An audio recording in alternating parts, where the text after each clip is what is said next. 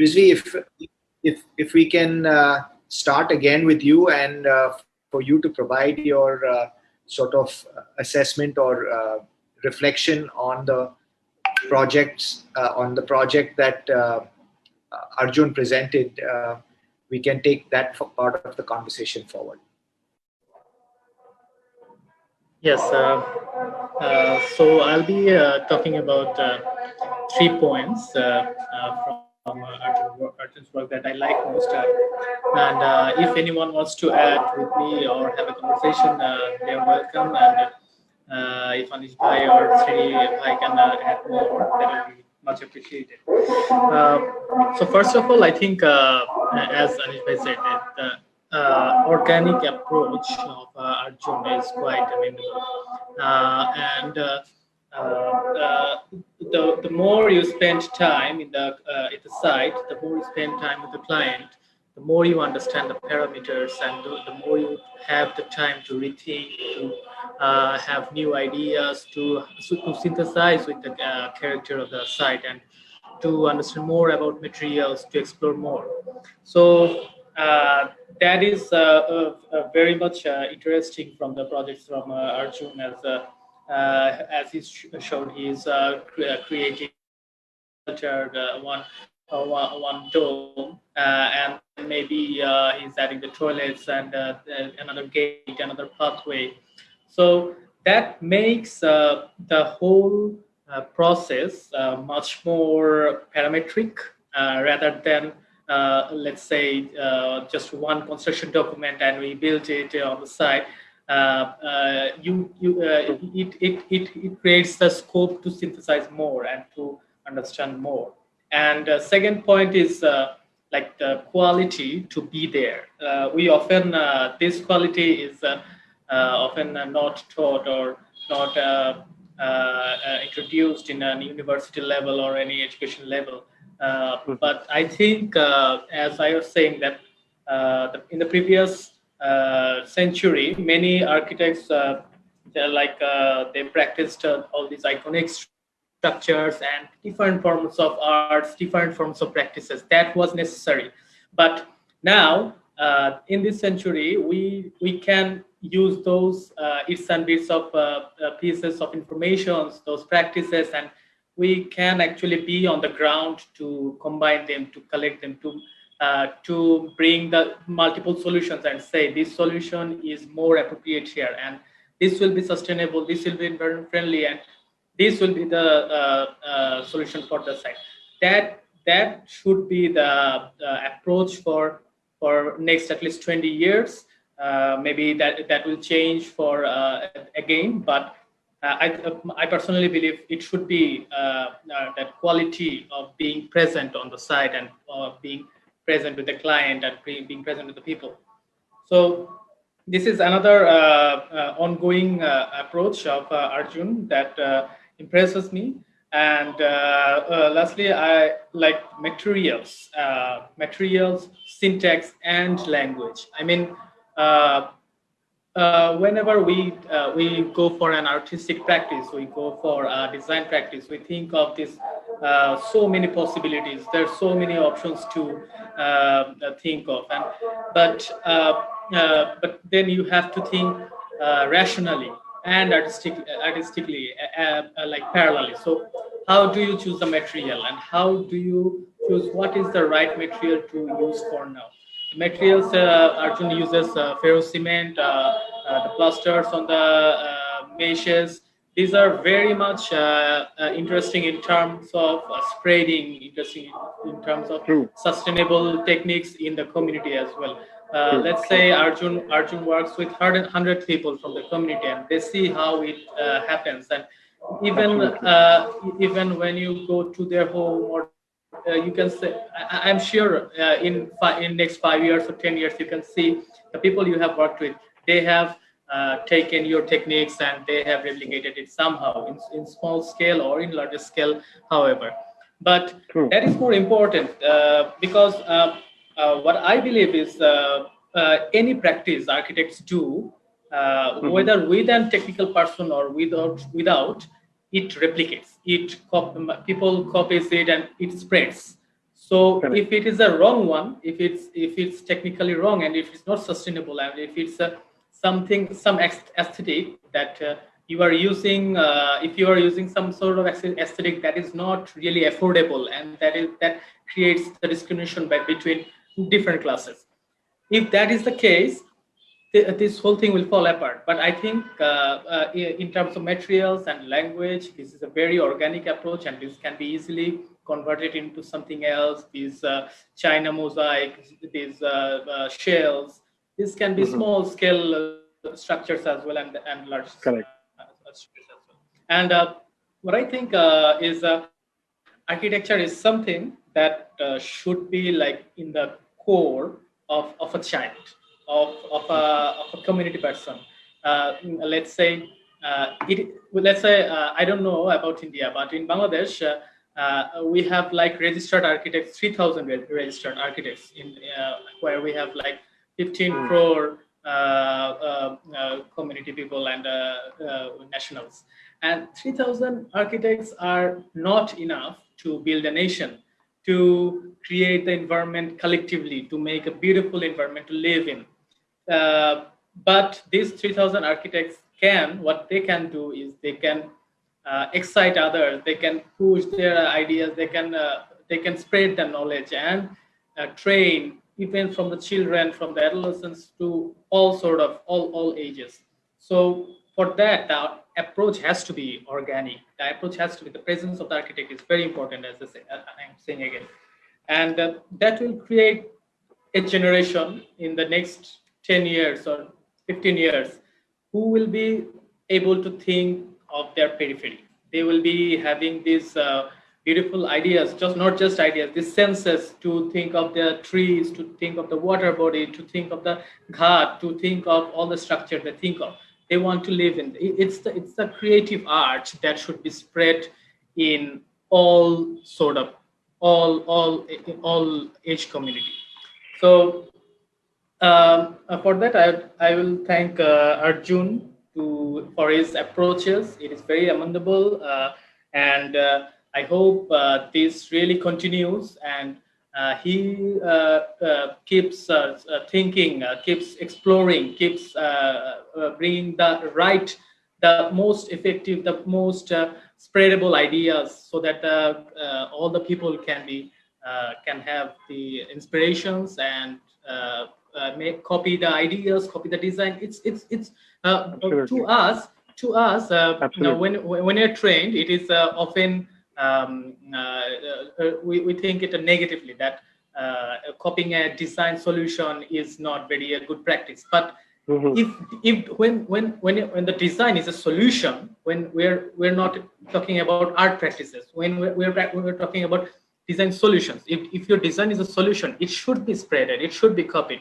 And that is how I would love to see your further practices. True. Absolutely. Thank you so much, Rizvi.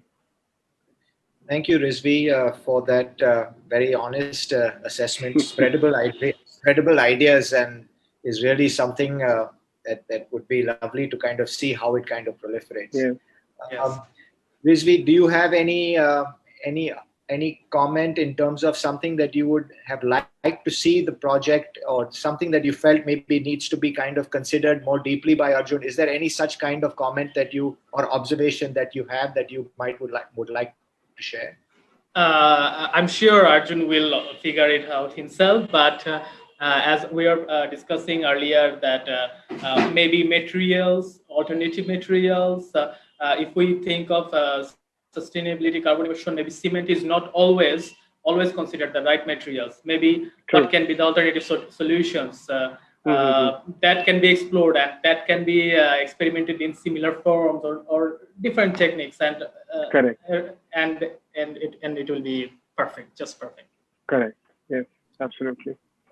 Thank you so much, Rizvi. It was really a very sharp and insightful analysis and assessment of the way forward, or rather the developments and the efforts put in by Arjun, and possibly how you see this developing going forward. Arjun, if I can ask you maybe to share your thoughts on Rizvi's presentation. Absolutely. So First of all, we need to all, you know, align ourselves to where Rizvi is actually practicing. So Rizvi is in Bangladesh, and in that Bangladesh, he's talking about a region which is quite remote. So we need to amass the weather, the actual location, the probably the time he takes to travel. He mentioned in one of his quotes that he was not able to go to a certain place on a very on a daily basis. So he is quite connected with the community in a manner wherein he's visiting them on daily basis, and practically all the drawings he didn't like he didn't stretch when we had a conversation. He stretched a lot about how the actual community, the kids in the community take part into drawing the layouts, and actually how they are involved from the grassroots level before it starts. What do they actually want? And from that level it goes up. So I think the sense of community is very difficult. Wherein when I was working with the ashram, I had to deal with only 8 trustees. It was tough. Here it's a complete community, and community comes with its own baggage. It comes with its own added benefit kind of a thing, wherein they want some, don't want some. As a community, they have to come in together, and uh, and also the fact that they're not very open. Bangladesh as a country is mostly populated by Muslims, and this community was quite reserved. And he had to work a way out of it, wherein people uh, in the oval pavilion which he showed, people came in together to paint it and color it up. He didn't speak about the color also, that he it was mainly all the colors were thought of, they were elephant friendly colors, so the elephant would not get excited about the colors and try and attack the buildings and stuff. So that deep thought has been put in while involving the community. It could just have been a pavilion or a building in bamboo and thatch, but bamboo and thatch was just a material. It was about this placement of the whole space, the way the use of colors around it, how the whole thing evolved, and it is like it would have been easy to build just in brick and mortar and finish the structure up. Thatch and bamboo come with its own baggage. They have to be used in a certain manner, worked out in a certain manner. So if we take all that into consideration, added with the community part which he is dealing with community is the clat and the NGO which is involved. So it's a huge process before the actual project goes into construction. And when it is actually getting constructed, there is again another set of things wherein the workers are part of the community. So they want to drive it a certain way, and Rizvi's trying to control it in a certain way to get a picture out. So that part I found it very challenging, very interesting, very time consuming. Nowadays, architects are concerned. I get this question so many times, like how many times do you visit the site, or how is this drawing transferred, or how do you manage this thing. So looking at Rizvi's project, I can clearly figure out that most of the things on site have been done as per Rizvi's told by standing on site. So these kind of things just don't happen overnight. So there's a lot of hard work gone behind, which has not been ever spoken about. Like this kind of projects don't just take place with a set of drawings set on site. There are many things which have to be worked out on site and then on the drawing, and when that is when it actually gets collected. Um, like he also spoke about in a series where he said it was some of the architecture was being done by the community itself. So it was like architects, as you mentioned, Rizvi, that it is like architects without architecture. Sorry, architecture without architects. So there is a complete series wherein they talk about all this Egyptian architecture which is constructed in mud, and it was done by a community. So similarly, so as you said, it should be copied and passed on. I think that's already taking place in your project. When those two workers of yours who were working with you, they said that this is how we want to construct now. and they did it on their own and send you photographs. And so that's a kind of ownership which you can pass on to the community, not by set of drawings or by a dialogue or anything. It's by the actual physical presence which you've already done. And that, I think, is a great achievement, because it's not very easy to achieve uh, something like that. And of course, if I have to talk about the materials and everything, I think probably a building in whatever material that is available. In some communities, you have spoken about a certain material. Some communities, it's all about bamboo, thatch, and the grass. So you can immediately see the environment around it. So the environment around it is green and means you can see everything is being constructed in that. The foundation is done in mud. So it's very interesting how your architecture has evolved with the materials. Like with all the sites, it evolved with the material around it. Like you had mentioned the other day, a softer approach. So that transition I really loved. Like you transferred from metal to bamboo, and eventually it was bamboo that played out. So I think that's a great achievement, Anish. And I think with this process, it will just transform the whole community. Uh, I think the community is already transformed. It does not need to be transferred further. So a new community can be attached to it now.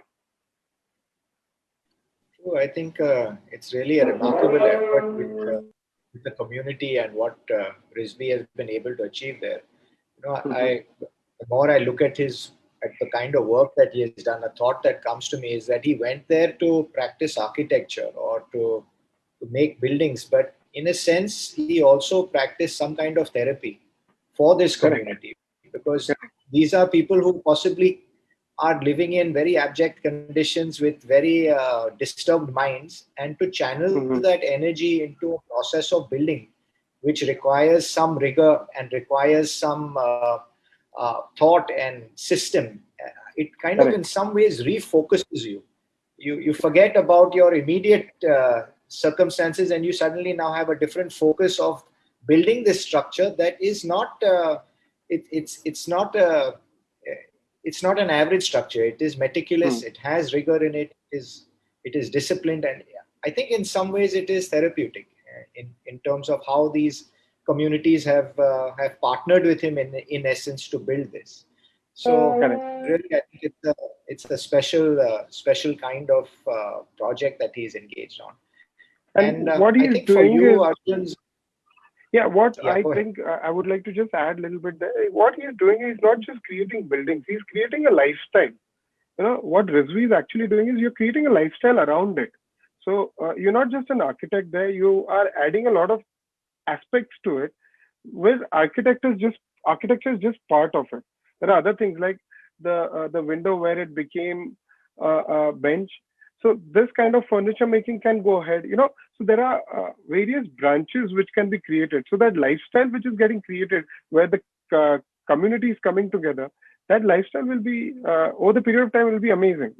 Just a couple of years down the line, it will change the way things are seen around.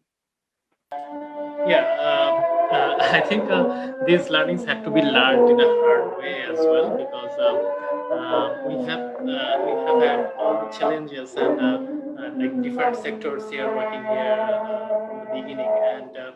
And let's say we designed a building, and it doesn't really engage or attract the beneficiaries, and they don't know how to True. use it, or they True. don't really celebrate it. And then the sector I'm working with, they're not really said it's not successful, and I had to rethink. Okay, so what's going on?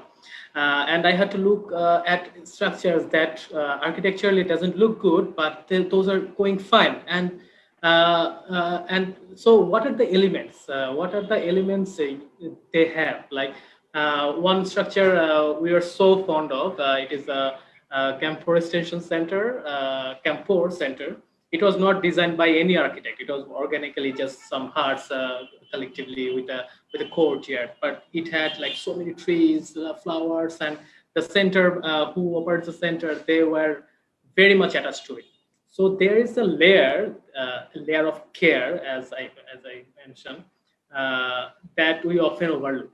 user who cares about the structure, who cares about the space, can make it far more successful.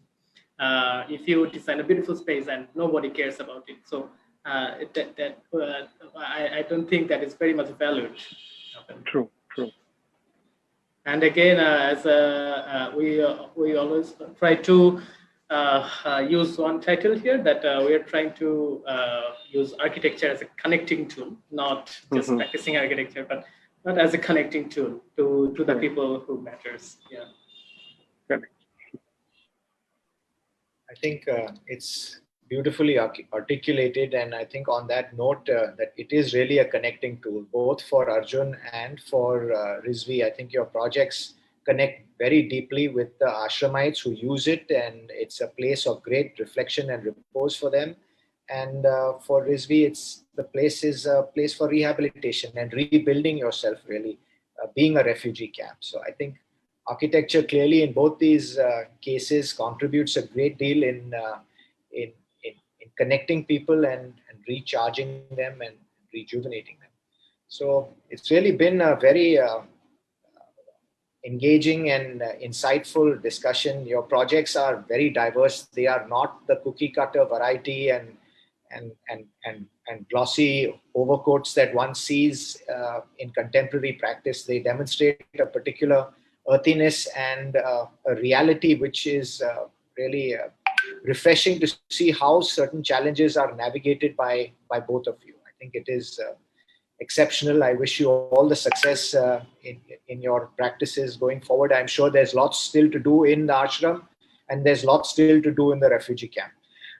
Arjun's master plan will go on expanding and morphing and growing, and I'm sure Rizvi's efforts in the refugee camp will get recognized even more and will engage and possibly create another dimension to what he's doing, like he mentioned about the studios, etc., that he's conducting.